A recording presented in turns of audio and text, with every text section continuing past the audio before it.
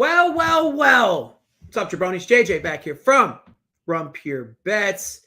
Talk a little March Madness. Saturday, April 2nd. Squeezed both Final Four games in today. I think the championship's on Monday. For whatever reason, I heard it might be Sunday. I don't really know. But either way, so two interesting games today. Would have preferred, Justin Moore not get hurt. Would have made this first game a little better, seemingly anyway. But no, some good games, and over the last few days too, been some good stuff on my end. Nice did a few exhibition baseball games on Wednesday, and then yesterday a little sweep in tennis. So overall been good. Can't complain as we head into these few games here. And look, it's been a good tournament for me, so I can't complain. And I know we don't have great tournaments. I'm normally really good at the regular season. Then tournaments, I usually eat my fist. But needless to say, it's been a good tournament. Hoping to, kind of finish strong here. What's up, B-Red? And yes, we'll talk to these games. I guess we'll just go from there. So Nova, Kansas, right? So what's that current line? Looks like 132.5 total. And Kansas minus 4.5. So look, right, the line's 4.5. Justin Moore is of course going to be out. Such a shame with his injury with the Achilles. And the question with this game, right, becomes, well, who's going to step up and who's going to replace, right? I will tell you this though, I have a lot of faith in this Nova team in the first half of this game. It's going to be a best bet for me. So Villanova's team total. I just want to make sure that the number is still close to what I got it at earlier in the week. Hold, please. I don't want to give you guys fake lines, right? That's not my speed. So halves. Yes, 29.5, 120. Actually, no, I got it at 112, didn't I? FanDuel? I'm looking at DraftKings. I'm pretty confident I got that 112. Let me just check my FanDuel real quick. Excuse me, sorry for the delays here. But again, want to make sure I give you accurate information. I could sit here and just spew nonsense of things I didn't even bet, right? Like a lot of folks do. I just want to see what this number is. Hold on. So first half FanDuel Nova team total is 29.5, 116. So I got 112, but 116 is at least better than 120. So so Villanova over 29.5 minus 116 FanDuel. So I really like this spot, and it's actually for quite a few reasons. First half over. So what's up, Eric? Going with both dogs. Can't argue there, right? At least you're always going to get motivational play from them there. And look, Nova really hasn't been tested this tournament, but this will be a little different without having Justin Moore, who is a bit of a do-it-all player. I mean, Gillespie gets a lot of the love from a facilitation standpoint on this team, but Justin Moore, takes a good amount of shots. He's a great rebounding guard, especially for his size. Plays great defense. So, where is that replacement going to come from, right? Well, I expect Jermaine Samuels to get a little more work for sure. Eric Dixon is likely going to see, near 30 minutes tonight. I know that he typically gets anywhere between like 22, 26 minutes-ish, pending the game and pending foul trouble. But expect him to get a little more run. Look, and the other thing with Nova is they're not exactly a deep squad. So, like, they would have seen some benefit to playing a team like North Carolina in this spot. But, the fact that they have to see Kansas, who, let's be honest, relatively deep bunch. I mean, they're definitely not super deep by any means. But at least they have one or two guys that come off the bench that can at least do work. Obviously a guy that comes to mind, Remy Martin. Nova doesn't really have that guy off the bench. But Kansas doesn't exactly have a deep bench either. But at least, again, they have at least one or two key contributors off the bench. But both these teams don't really have benches at all, which is an interesting thing for Nova, right? Because Nova's usually, at least under Jay Wright, they're usually a little different. But they were already struggling with bench minutes as it is, which is going to make this Justin Moore injury a lot more difficult to deal with. Kansas has also been a really good second half team, especially in this tournament. I'm interested to see how this game plays out. But I do think as Kansas starts to try to figure out how Nova's going to script this without Moore, I think it's going to take some time. And Kansas has been a little lax in the defensive end early in games. Kind of remind me a little bit of Gonzaga in that sense. But Kansas is an elite squad, and obviously they're not dealing with any injury issues. on their end. They will speed this game up for Villanova, which I think helps more for them to get more shots up. Thing with Kansas is very likely not going to put Villanova at the free throw line, which is different than the Houston matchup for Villanova, right? And so Villanova is going to have to run good sets and going to have to get good looks. And when they do, those shots are going to have to fall. Now, this team has a tremendous amount of shooters or good shooters, but I mean, you're losing Justin Moore, who's shooting practically 44% from two and, nearly 36% from three. It's going to be tough to replace another great free throw shooter, and he doesn't really turn the ball over. A good assist to turnover ratio. And again, so where is that extra ball handler going to come in? You could argue, Archie Diacono, who it seems like 5 of his brothers have played at this school already. You figure he's going to get a little more run. Brandon Slater might have a little more ball possession duties. And again, on the boards, I think Eric Dixon's going to help out there in the rebounding categories. And especially since he's going to get more play, you would inevitably expect him to do more work on the boards. What's up, Viral? So yeah, for me, Villanova's team total first half over, and then I'm not going to worry about it from that point. I think that this game, you would think it would crawl, but Kansas has been no stranger to getting shots up quick, and Nova will run with a team if they feel they have an advantage there. The problem with Nova running in this spot is they don't have the bench to run, so you would expect Jay Wright to want to slow this game down even more than he normally would to keep his guys' energy levels all right. But again, if Kansas starts to run with this team, and that's the thing, like if I'm Bill Self and I'm building this team, Kansas might not have depth or a lot of depth, but they definitely have more depth than Nova. If I'm Kansas, I want to run against this Nova team, which should speed the game up, which should mean more possessions for Nova. And again, I like the first half because I feel like there is a realistic possibility where this Nova team could begin to break down a bit with extra guys getting minutes later. And as far as how the game ends, like I said, the game can end a bunch of different ways, but I think Kansas is likely to pull away late. But tough to say, right? That's why I just want the first half, get in, get out. And wins or lose, whether it wins or loses, either way, I think it's a really strong bet for Villanova to get 30 points in this first half. Again, it's not like Justin Moore's a really good player for them, but it's not like Justin Moore is like super efficient. They'll definitely bring in other guys that will happily hoist up shots. I mean, even like a guy like Caleb Daniels will come in and hoist up shots. Actually, is Daniels? I'm not actually. Now that I think about it, I'm not sure which one starts, Daniels or Slater. I guess I have to look real quick. And of course, they could even go reverse with some of these lineups, right? So it looks like Slater starts because they could even change things up with no more. But I would expect Daniels to be slotted into the starting lineup. That goes without saying, right? And Archie Diacono to get a little more run for sure. But either way, again, not a deep team by any means. But again, fortunate for them, Kansas isn't really that deep either. But to Kansas's credit, that they will bring guys in like I said, Remy Martin, even like a Mitch Lightfoot, who I don't think starts either. So at least they have guys. Nova tonight is not going to have many guys. All right, so my worst bet this year took Vandy VCU over 120 40. Yeah, be right. We've all been there. I mean, nothing up front. Maybe skip betting any side of spreads these games. Bet to win the whole thing. Decent odds. Yeah, I mean, look, I still think you could take Kansas. I bet Kansas to make the Elite Eight. I thought that was a great bet at 124. I just thought this team would piss down their leg at some point. To me, Kansas would be favored over North Carolina. Kansas would likely be a sub pick'em against Duke. There's some value probably in taking Kansas in this spot, or because I do feel like Kansas is still the best team remaining.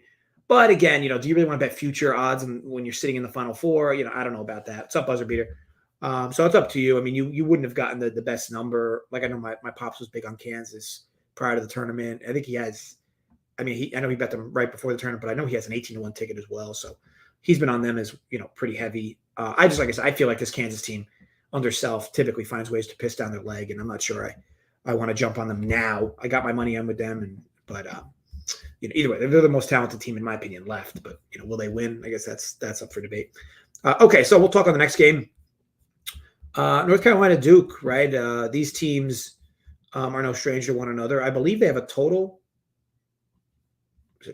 The record against them head-to-head is like 50-49. I think this is the 100th matchup between them, I think. Maybe. Or maybe not. LOL. Duke has been incredible, right? But like it's funny with Duke. so many people thought this team was overrated coming into the tournament. And like, it seems like a lot of people now think that they're going to win the tournament, and they could. It's just funny how that like pendulum swings, right? One breath you're like, oh, Duke, Duke is Duke is so overrated. They might lose in the first round, or then they'll lose in the second round, or they'll lose in the third round. They just continue to win games. Now, granted, 2 of those games they were trailing with 2 minutes left, so it's not like this team has been pure end to end. North Carolina has been a huge surprise in this tournament. Because they're another team that has no bench, right? I mean, you look at these 4 teams. These 4 teams are in the bottom, 5% or 10% of college basketball in lack of depth.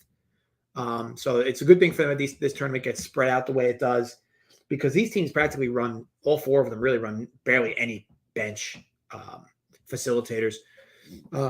They rely on studs, and that helps them now. Look, Duke, North Carolina, Duke got caught with their pants down, right?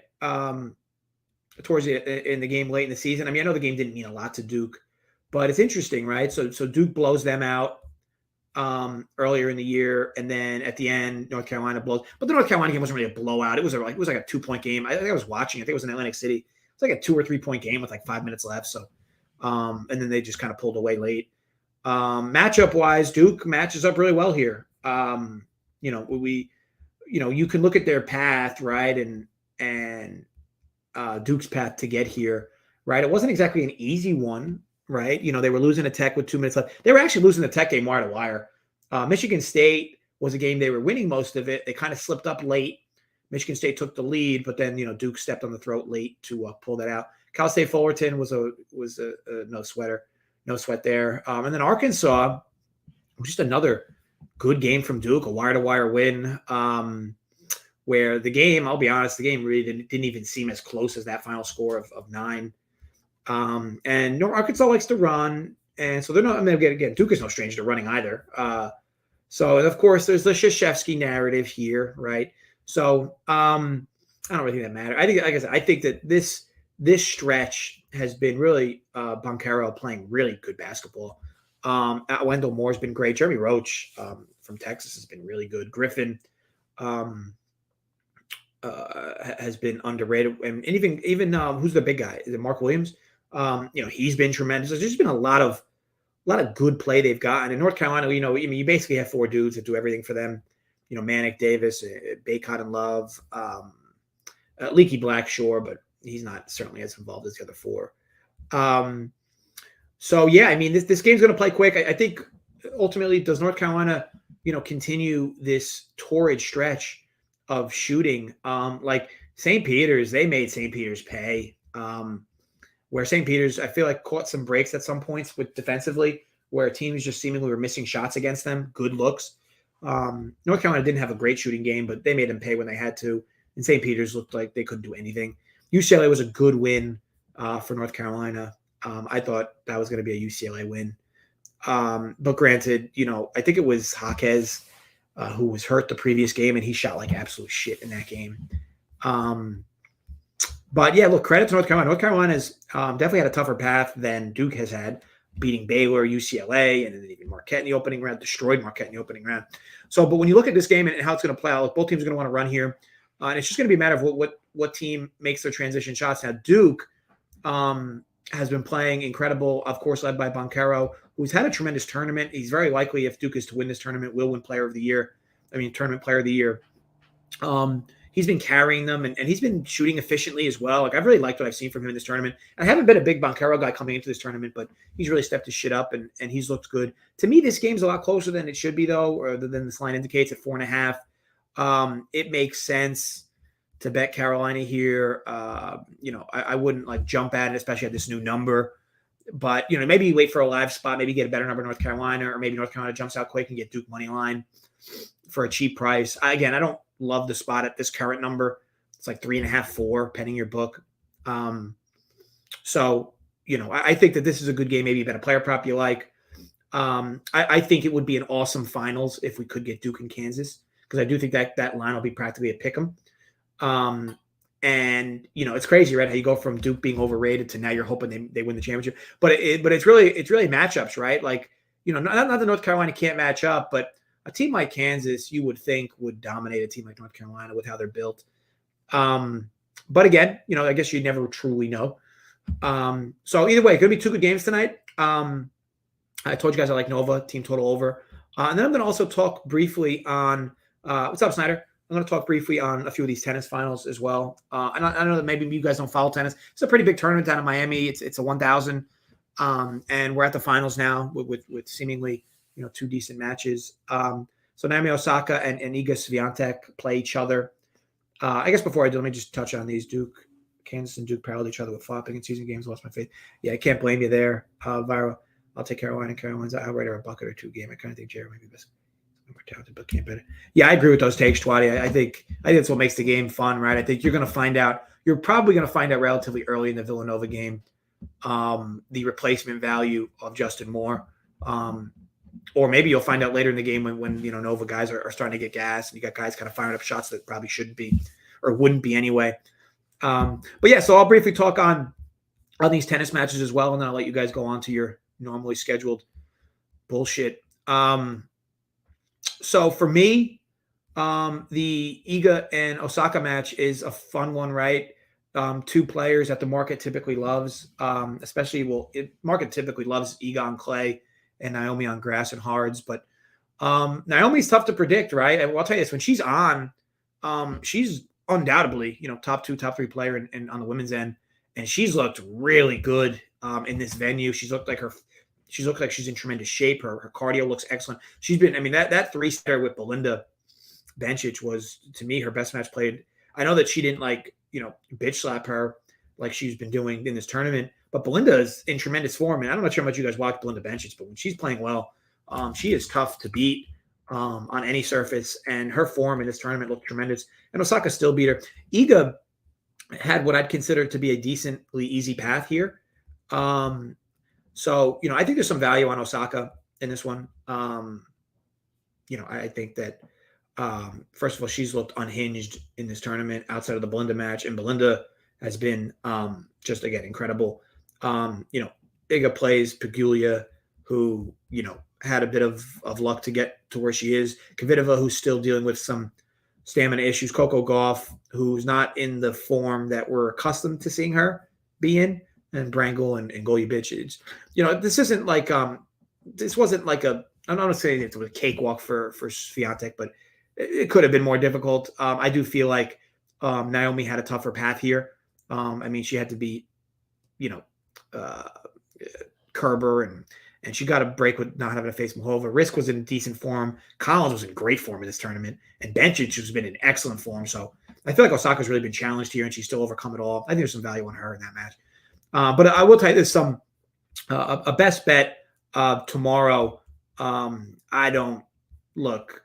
So for me, if Alcaraz was going to lose, it was going to be to Hubie, her catch with the big serve, and he's just tremendous on this court for whatever reason. This is not a court that plays well for big servers. It is a fairly slow-moving, fast court that really can drain on players. But he loves this court for whatever reason. Casper Ruud is a bit of a different matchup for Alcaraz, but to me, I don't know how Ruud is going to get balls by Alcaraz. Now, Ruud has a tremendous forehand for his size. What I would consider, though, a below-average serve for a top 10 player. I don't know how Ruud is going to get the ball by Alcaraz. Granted, Alcaraz at times tries to go for these heroic-type shots, and he loses points from it at times. And don't get me wrong, when he gets them, the crowd really goes nuts. This is a lot to ask of Casper Ruud because he's running into a buzzsaw here. I love the idea of Alcaraz 2-0ing him. I'm not saying the match is going to be a cruise control match for Alcaraz. I just look at it like the guys that are going to beat Alcaraz at this current point in his form are going to be guys that have big serves that can win tie breaks. Ruud is not that type of player. Just so no one tells you. She might be okay, yeah. So for me, I got this at FanDuel earlier today. I as a little extra freebie for tomorrow for you guys, I bet Alcaraz to 2-0 Ruud at minus 115 FanDuel. 2-0 sets versus Ruud. That was minus 115 FanDuel. Again, that is more on the stage of I don't see how over the course of a match Ruud consistently gets balls by Alcaraz. And Ruud is also, interestingly enough, pretty erratic at times in long rallies. I tell you what, he's got quite a wrist snap though. It's impressive. But Alcaraz has been incredible in this tournament. It would be a shame if Alcaraz lost this tournament with how good he's looked from start to finish. And I know folks quoting him to be the next Nadal. He's only 18 years old. Let's settle down because you just never know, right? Mentally, where a player is. This game is tennis is such a mental game. But he's got all the tools, and it seems like he's got a great camp around him as well. So kudos. He can definitely go far. Barring any injuries or barring any mental plagues, but he's been incredible. And icing on the cake for him should be a 2-0 over Ruud tomorrow, especially at that, what I'd consider a decent number at 115. Again, Alcaraz could get caught with his pants down. He could get in a tiebreak where he loses. But again, guys that move well, Alcaraz is just better than individuals like that right now in tennis. Ruud is a player who moves really well. Ruud is another player whose best surface is clay. And Ruud, to his credit, he's developed quite a forehand. But I think Alcaraz can just attack Ruud's backhand. And like I said, he's got a good camp, so it seems like he's pretty well coached coming into these matches. And he's got a lot of intangibles. So either way, short number at 115 for him at 2-0. I like the spot. So yeah, that's where I'm at. Okay, guys. Pretty stoked about Alcaraz. So, I think the only thing here, Aaron, is he's going to have to get through Nadal on clay. And Nadal, I'm sure, is going to be prepping for it. And look, above all else, Alcaraz is still only 18. Nadal is so experienced. You kind of saw that experience kind of shine true in that last hardcore tournament. Maybe that was Indian Wells. I forgot where. No, it couldn't have been Indian Wells. I'm not sure. But either way, Nadal obviously was able to beat him. It might have been the finals. But, you can kind of see it, right, where Alcaraz has a tremendous amount of ability. Alcaraz, believe it or not, is probably better than Nadal right now with his actual play. But Nadal is just such a sharp player. He's been around so long. Alcaraz will get to that point. But, Nadal on clay in the French is just like the dude's like a final boss that no one can ever beat. But yeah, I think 12-1 is a great price. And that number is definitely going to go down, especially if he's able to close this tournament out here and have a decent stretch in the clay run. But other than that, yeah, guys, thanks for tuning in. Tried to make this video short and sweet for you.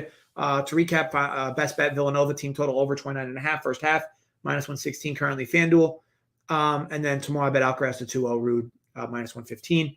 And I'll be honest, I haven't been somebody who's been betting Alcaraz in this tournament. I bet Hubie last night, getting 2.5. I've just watched a lot of Alcaraz's matches in this tournament, and it would be very difficult. And I even bet Ruud's under in the match prior against Surenduo. It would just be very difficult to fathom, Alcaraz hiccuping there, maybe nerves in the finals, but he's just a better version of Ruud right now. So that should be a relatively easy win for him. Appreciate you guys though. B-Rad, Viral, Aaron, everybody for chiming in. And yeah, wish you guys best of luck. As always, gamble responsibly, stay safe, and yes, run pure.